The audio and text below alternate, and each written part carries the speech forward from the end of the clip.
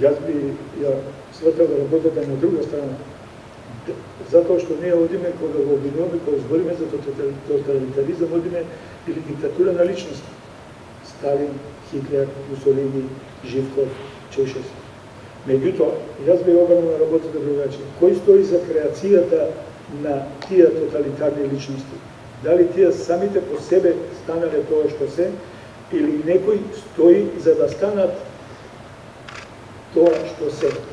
Дали, како што рече и господинот Положани, оние личности кои се денеска го прават и во тие системи на тоталитаризам?